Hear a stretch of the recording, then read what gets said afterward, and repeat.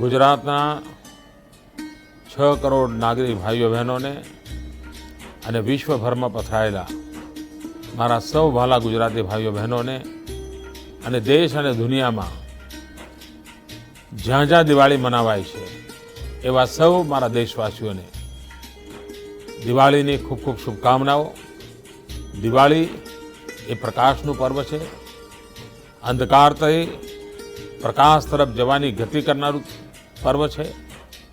પ્રભુ રામચંદ્રજી લંકા વિજય કરીને અયોધ્યા ગયા અને અયોધ્યામાં જે રોશની થઈ, જે દીપ પ્રગટાવવામાં આવ્યા, એ દિવસથી આજ સુધી દિવાળી મનાવવાની પરંપરા છે। ગુજરાતમાં દિવાળીની સાથે સાથે બીજા દિવસે નવું વર્ષ પણ શરૂ થાય છે।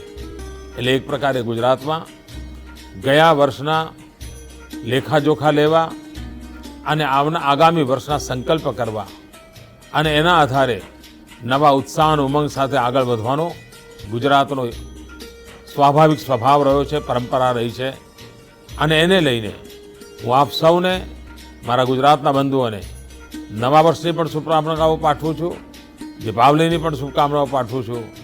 અને હું પરમાત્માને પ્રાર્થના કરું છું કે આપના પરિવારમાં સુખ, સમૃદ્ધિ, શાંતિ સદા સર્વદા બરકરાર રહે અને આપ પ્રસન્નચિત્ત આપણા ગુજરાતના વિકાસમાં ભાગીદાર બનો। આપને હું નિમંત્રણ આપું છું।